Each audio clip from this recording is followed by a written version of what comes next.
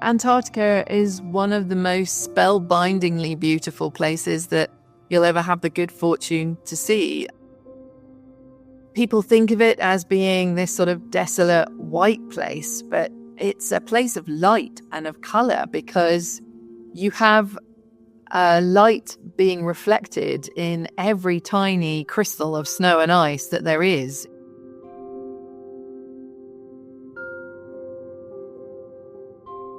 On January 23rd, 2012, Felicity Aston became the first woman to ski solo across Antarctica, earning her a place in the Guinness Book of World Records. Over the course of her career, Felicity's work as a polar explorer and climate researcher has taken her to some of the most remote parts of the Earth. She led the first British woman's crossing of Greenland and has guided multiple record-setting ski expeditions on both the North and South Poles. For Felicity, ice and snow make an adventure even more exciting. Plus, she enjoys not having to deal with bugs or humidity. Felicity loves the cold, which is partly why she has chosen to create a wild life and live on a remote island off the coast of Iceland.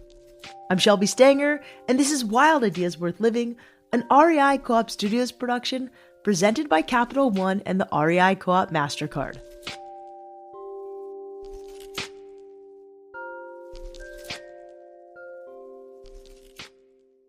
Felicity Aston, welcome to Wild Ideas Worth Living. So excited to have you on. Before we start, I'm just curious where in the world you are right now. I live right up in the northwest of Iceland, but I actually live on a small island just off the coast of Iceland. And it's only me and my family that live there.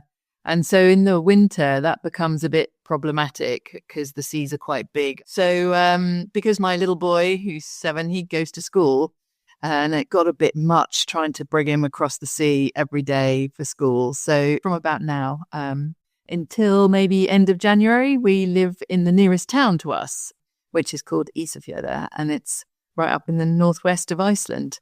I think that sets the tone for who you are as a human. So you live on an island in Iceland by yourselves. That is the dream for many people, and also maybe very scary for many people. How did that happen? How big is this island? Tiny. It's 2 kilometers long and half a kilometer wide. And it's whatever, if that, in a lot of places. And so right now we're having lots of extreme weather, which is becoming more and more frequent, more of a common occurrence. And so it's slowly being sort of washed away. We're losing bits of it. It seems like every week at the minute. So it's getting smaller all the time. And yeah, I mean, it's our idea of heaven. We love it. But, often people arrive and they just don't get it. And to be really honest, I have moments where I ask myself the same question. What on earth have we done? You need to see my mouth that is just pretty much dropped the whole time I'm talking to you. This is fascinating. I think everybody listening here has dreamed about living on an island, away from everybody. It's something I struggle with, wanting to be in the middle of a city that's near a beach and also living on a remote island or in the mountains. It sounds pretty magical there. Iceland is a really place on the margins, and you really feel that here. This is not only doing real hardcore adventure, but this is bringing along your family.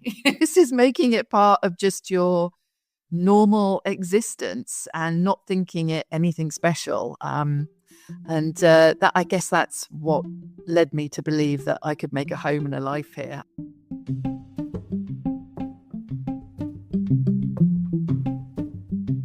When her family is living on their island, Felicity and her husband have to travel by boat to go grocery shopping, which they try to do as infrequently as possible. When they do grocery shop, they stock up. She says they buy 10.5 gallons of milk at a time. It's been a steep learning curve to figure out how to build a life in such a remote place, but Felicity has always been fascinated by unknown territory.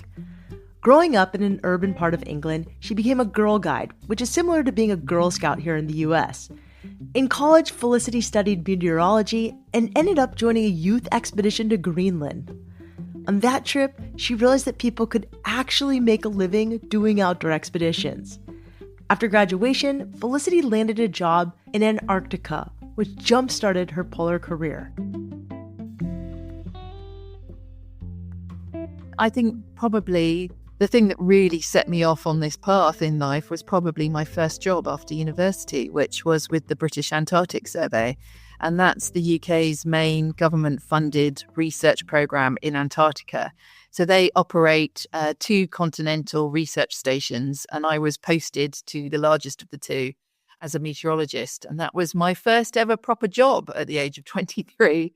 And back then, as this was in the year 2000 when I arrived, back then the standard contract, so what you signed up for, was 39 months.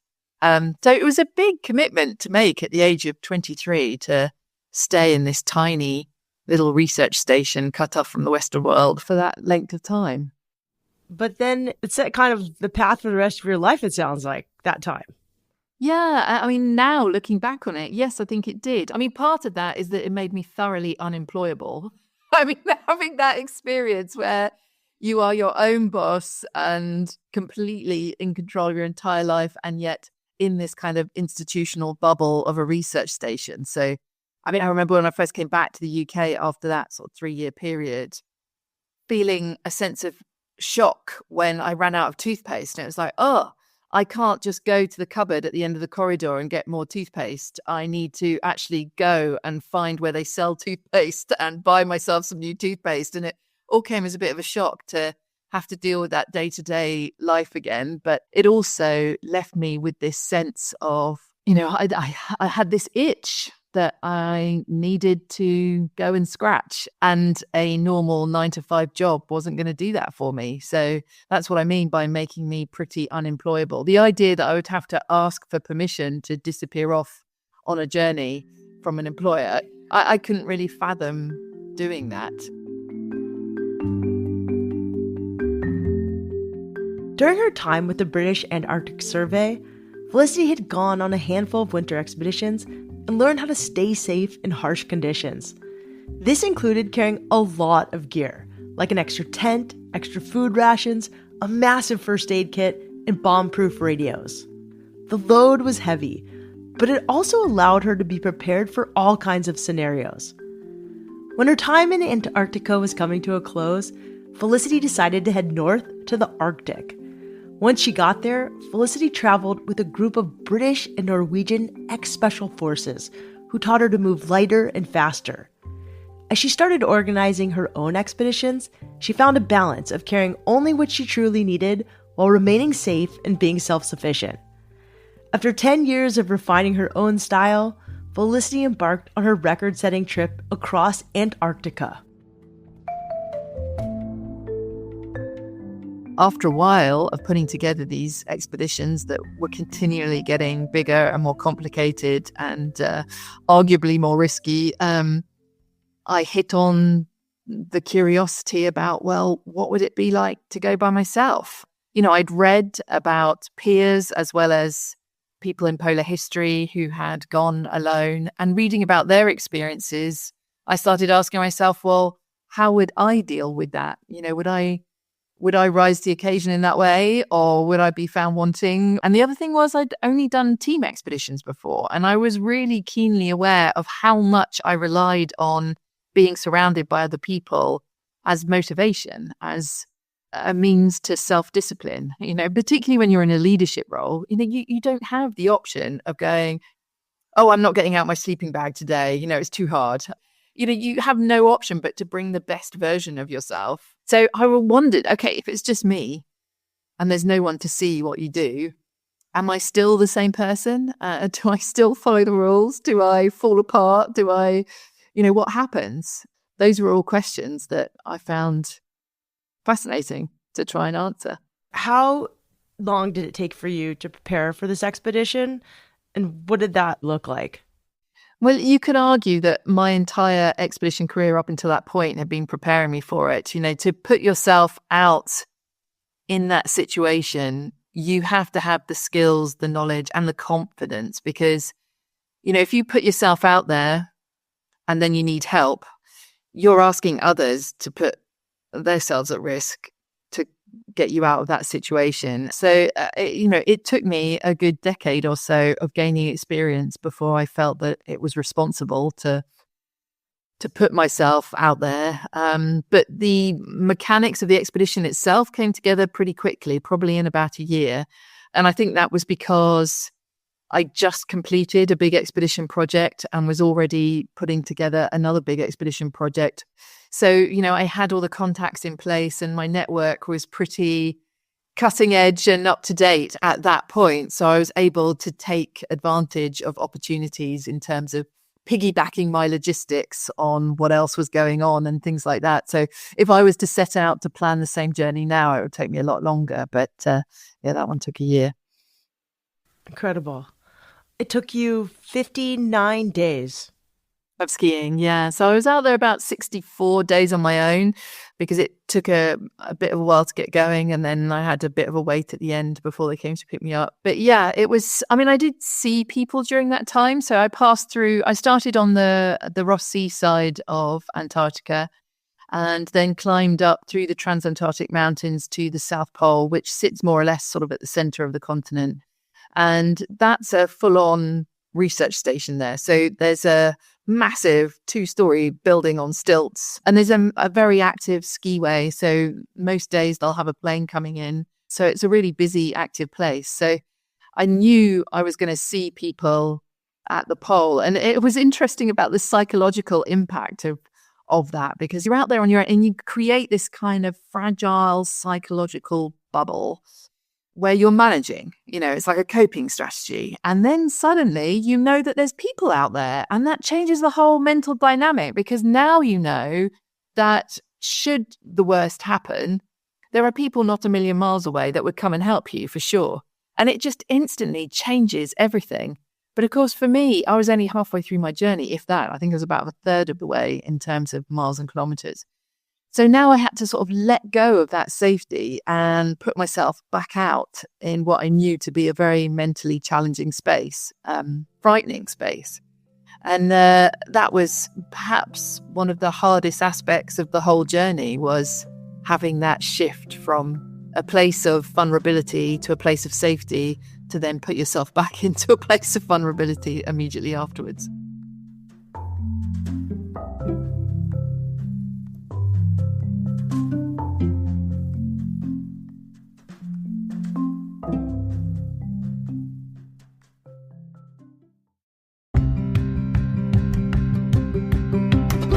If there's anything I've learned from hosting Wild Ideas Worth Living, it's that spending time outside connecting to nature is fundamental to our health and well-being. I've always believed that a little adventure is life's antidote to just about anything.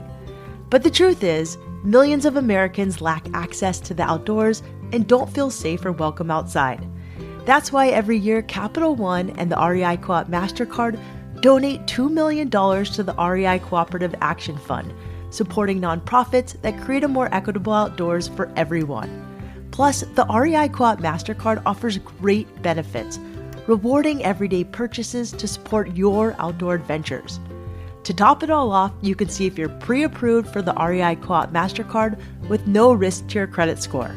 Visit rei.com/MasterCard-podcast today to learn more about these benefits and to see if you're pre-approved. That's rei.com/MasterCard-podcast. Terms apply.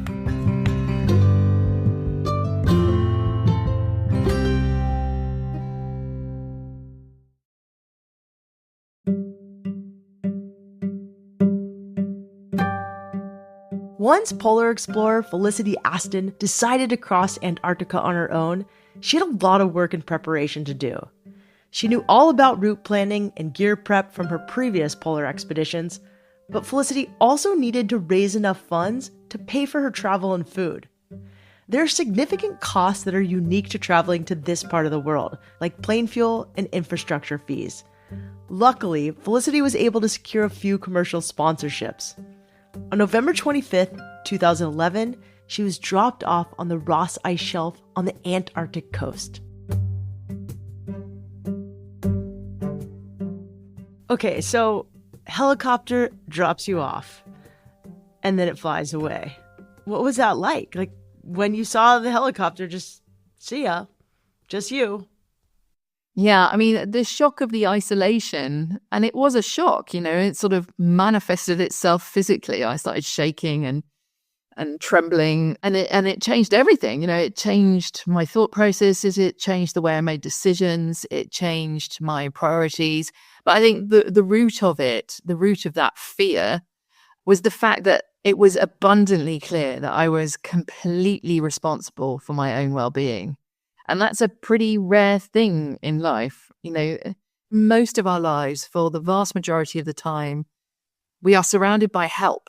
And to suddenly realize that even in a life and death situation, to get a plane back to where I was going to take, a lot of organization. And that would take maybe a day or two, maybe a week. To think of a week is not far-fetched. And I think that was the frightening thing, was being totally responsible. It was that real sense of, you've got yourself into this, and now the only person that is going to get you out of it safely is you. So you better be up to it, and that was frightening because I didn't know if I was up to it. Wow. It's so fascinating. Okay. So walk me through a day in the life, like from sun up to sundown. Like, what is your day like?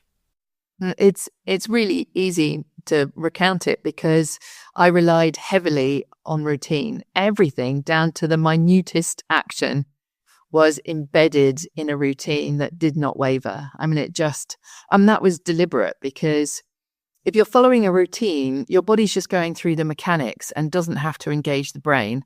As soon as the brain is engaged, emotion is engaged, and that makes everything so difficult. So, for example, if you're going for a run in the morning and you're putting your trainers on and you can hear outside, there's rain and gale and it's dark and it's frosty. If you allow your brain to engage and you think about what it's going to feel like to be out there, how miserable you're going to be, how slippery and treacherous it might be underfoot. If you start having an emotional response to all of that stuff, there's no way you're going to leave your front door. But if you have a routine where you're pulling on your trainers, putting on your windbreaker, filling up your water bottle and, switching on your head torch and heading out, your body just goes through those motions. And then before your brain's engaged, you're already, out there running and you won't go back. So if I engaged my brain, I wouldn't have left the tent. So I had to have routines that would just mechanically carry me through that getting out of the tent, because that was the hardest thing, was just getting myself going in the morning. And so my routine was, I did exactly the same thing, in exactly the same order, and exactly the same way every single morning. Did you bring any comfort foods with you?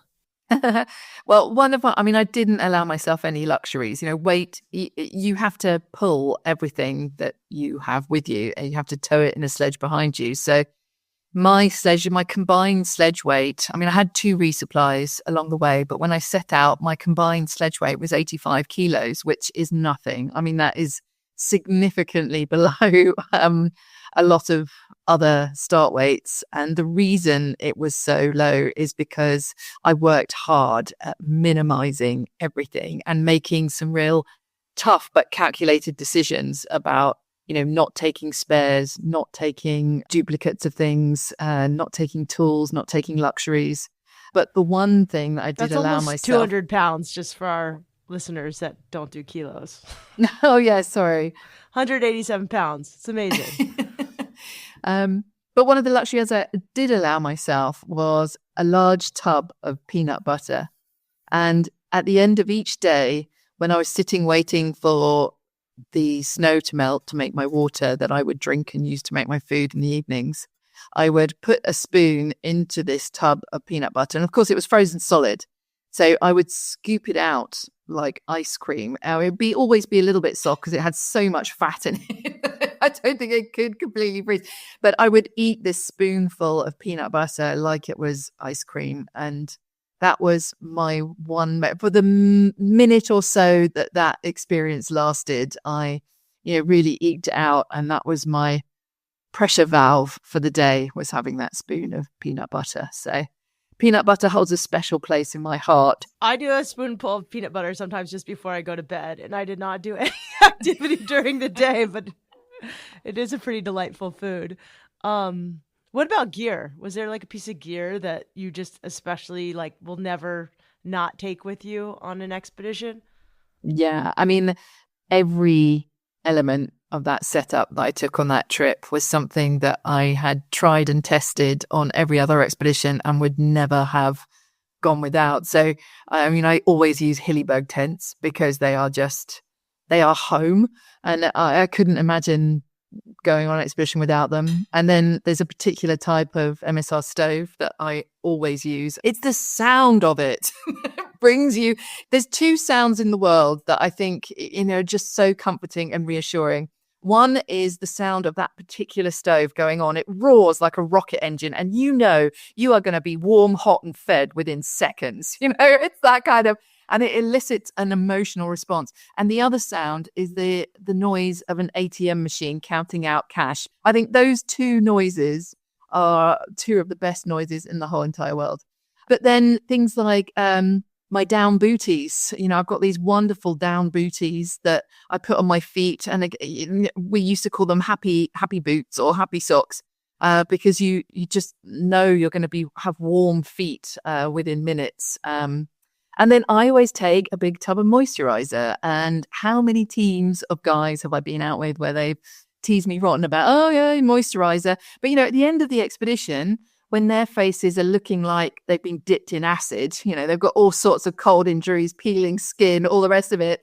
And then they go, oh, how come you're looking so fresh? And it's like, well, maybe it's got something to do with that moisturizer you refuse to put on. But Antarctica is such a dry place that, you cannot operate if you haven't got some moisturizer. I'm really curious about what it looked like. I know there's not much to, it's a lot of the same, but it's also got to be pretty beautiful. Talk to me about that. So often when I'm invited to go and recount experiences to people, there is an expectation. People want to hear about the misery. They want to hear about the injury. And Antarctica is one of the most spellbindingly beautiful places that you'll ever have the good fortune to see. People think of it as being this sort of desolate white place, but it's a place of light and of color, because you have light being reflected in every tiny crystal of snow and ice that there is in a place that's twice the size of the continent of Australia. And it splits into all its different colors all the time. So whether that is witnessing sort of sparkle on the snow, and one of my favorite things is something called diamond dust. And this is where tiny amounts of moisture, pinpricks of moisture, are freezing in the air because it's so cold, but they're not big enough to fall under their own gravity. So they just hang suspended in the air. And it's like the world has been scattered with fairy dust, but you can't look at it directly. You can only sort of catch it in the periphery of your vision. So as you're looking, you can just see, the edges of your vision are just sparkling like fairy dust. It's all very magical. And then the optical effects that you see. I mean, the sky is completely unobscured by buildings and trees. So it is literally half of your world. It's 180 degrees of everything that you see. And so you get to see these amazing optical effects that fill the whole sky. And I remember when I was writing about these experiences afterwards, because I wrote a book about my journey alone across Antarctica, and I was writing about seeing. So the sun is surrounded by a circular rainbow called a halo. And then you get these sort of bright spots that are called parhelions, or more commonly sundogs. But then you get sort of fake suns and upside down rainbows coming out on all the points of the compass of this central halo.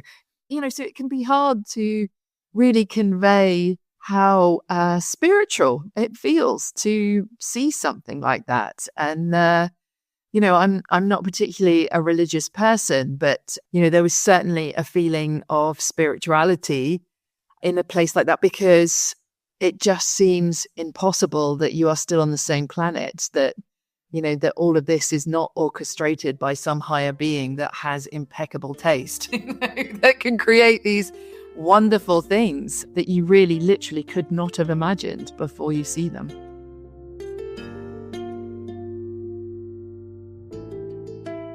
Though many moments were absolutely stunning, Felicity also dealt with massive obstacles, like skiing through intense blizzards.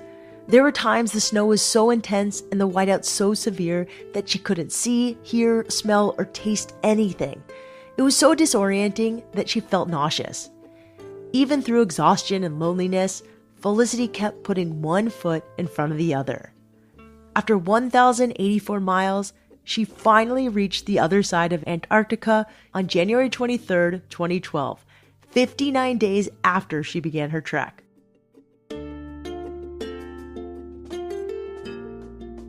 How did it feel on the 59th day? Well, it was like plus or minus when you actually got to the finish line.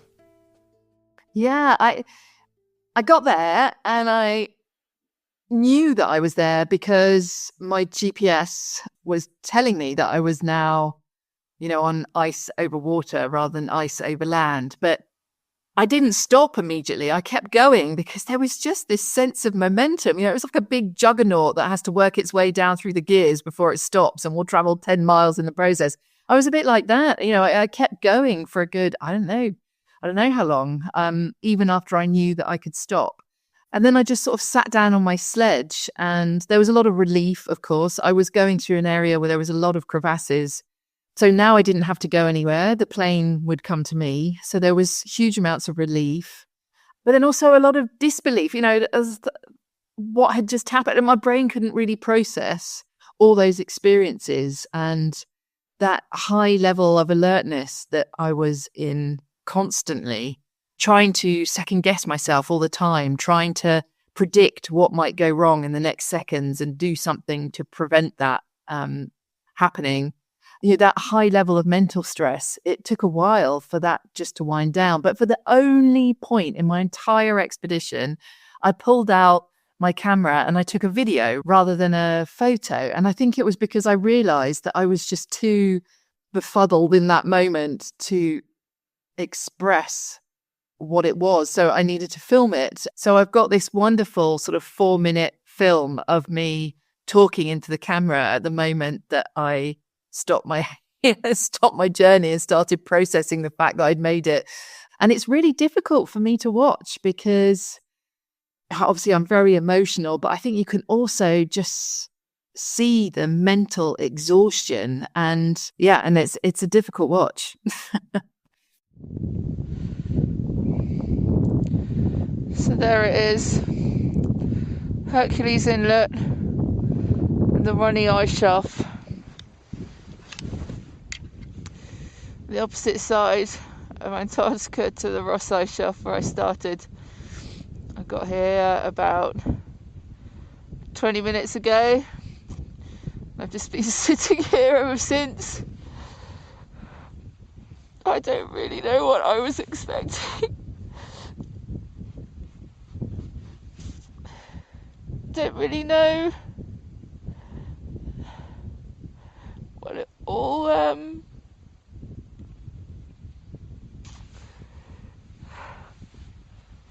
after counting the days and the miles for so long, it all seems to have come to an end a bit quick.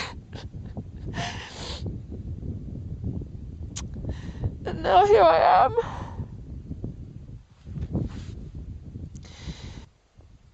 And of course I'm pleased to be here, but right now I just feel really shell-shocked that it's over.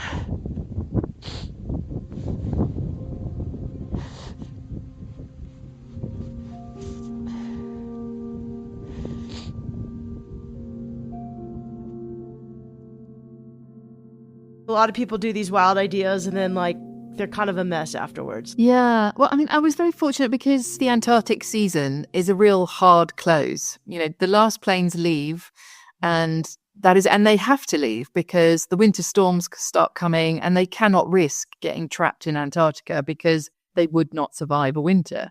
So they need to leave. And it was only because the person who was running the logistics of that was someone who knew me very well and had a high level of confidence in me. So he enabled me to stay out there long enough to finish that journey. And I'm endlessly grateful to him. 'Cause can you imagine how that would feel to be so close and then have a plane come to pick you up because they're nervous that you won't make the last flight out? So I was able to finish about 2 days before that last flight out of Antarctica. It was really, really close call. So as soon as I finished, I knew they wanted to hear from me as soon as possible because they were itching to come and get me. So I made the phone call and I said, I'm here. And they're like, right, pitch your tent, give us a call back in an hour to give us some weather, and we'll send the plane out to you. And my friend who answered that call, he said, and Felicity, I've got a box of red wine here with your name on it. So within 2 hours, you'll be here with me, safe and sound, in the warm, drinking this box of red wine together. So I was like, so then my whole mental fortification against, all those thoughts, all those feelings started to crumble a bit. And I remember I put up my tent and I ate every last scrap of food I had, even fishing around in my pockets to find a peanut that might have escaped. I just ate and drank absolutely everything that I had and licked the packets and all that. And then an hour was up, so I rang back the base camp to give them weather. And my friend answered and he went, Felicity, I'm so sorry. And you could tell from his voice, he was mortified. He said, a weather system's come in out of nowhere, totally unexpected, and we can't fly. We can't come and get you. And it's going to be at least 24 hours until we can think about coming to get you. And, my first thought was, oh, no, I've eaten everything. Nothing left to eat or drink.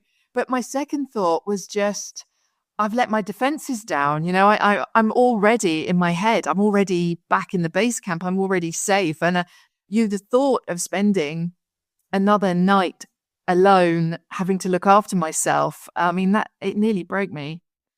But actually, in retrospect, what happened was that last 24 hours or so that I had on my own, just me and Antarctica, was such an essential decompression. I think if I had have been picked up and taken straight to that base camp, there just wouldn't have been time for me to process what was going on. And I think that would have been a much worse situation. It just gave me time to just sit and take it in and prepare myself for reintroduction into society. So in retrospect, I'm very grateful for that. But the plane did come and get me eventually. And the first thing, the doors opened and the first thing that came out of the plane was an arm carrying a box of red wine that literally had Felicity written on it in black marker pens. So I did eventually get the box of red wine just a little later than planned.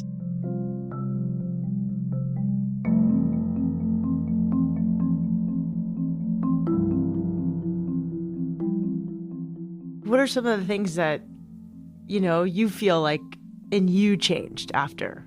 Like there was, Felicity before and Felicity after this expedition. Yeah, a couple of things. The thing I found most interesting was that I went to Antarctica believing that I was intrinsically me, that I was a set collection of values and beliefs and skills and almost like a sort of cardboard cutout. This is me, and that won't change easy. I might get a different perspective or a different opinion, but essentially there is a core that is intrinsically me. But spending that time on my own made me realize how much we are shaped by the people and the influences around us. I see myself more, rather than a cardboard cutout, I see myself as the space between the cardboard cutouts of those I choose to surround myself with. I'm filling all the gaps, and I've realized that means I need to be more careful about who I allow to have that level of influence over me. And that ranges from, people I work with or friends and family, but also, for example, just having the news on in the background, and who's speaking, whose opinion am I listening to? I used to think that all that stuff doesn't impact me terribly. And I've realized, actually, I'm not impervious to this. I think it actually affects us all much more than we care to realize. And so I've been a lot more careful about what I listen to, what opinions I allow to float into my headspace. I'm much more careful about the influences around me, because I realize now that, we're not a cardboard cutout intrinsic set of values and beliefs and opinions, that we're in a constant state of flux, and it can be changed quite easily. But I think the other big thing that I learned was, and this is, I talk about this a lot. I'm very fortunate. I get asked to speak to a whole different range of audiences. And I often talk about, that trying to get out of the tent each morning and, being a sort of person when I arrived in Antarctica to do that expedition, that if I had 10 things to do in a day and I'd completed 8 by the end of it, I would beat myself up about, oh God, why haven't I done those other 2? I'm always focusing on what I failed to do and haven't taken enough time to appreciate the progress that I had made. And I don't think I'm alone in that. I see people I care about, they don't appreciate how much they're dealing with on a daily basis and giving themselves proper credit for the fact that they're keeping everything going despite all the rest of it happening. So I return sort of promising to myself to remember that the amount of progress that you make in a day is not as important as the fact that you've made some progress in that day, and that you should take time to celebrate the fact that you've made that progress. And so I summed it up to a little motto to myself that I've been sharing with everyone that cares to listen ever since. So here you go. In case this is useful to any of you out there, my motto that I keep saying to myself is to just keep getting out of the tent. And boy, what I mean by that is that if you just get out there and do something each day, no matter how small, if you get out there, it's worth celebrating that, because eventually you get out of your tent and see your ski track stretching right the way across Antarctica, or whatever your metaphorical Antarctica might be. Eventually you surprise yourself with just how far you've come.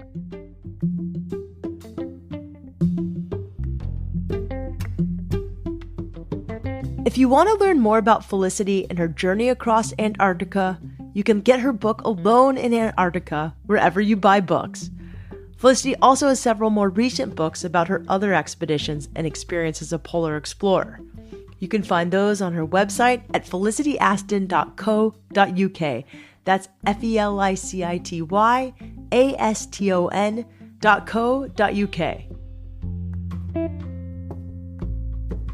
If you like this episode, you will also enjoy our interview with explorer Anne Bancroft, who is the first known woman to cross the North Pole.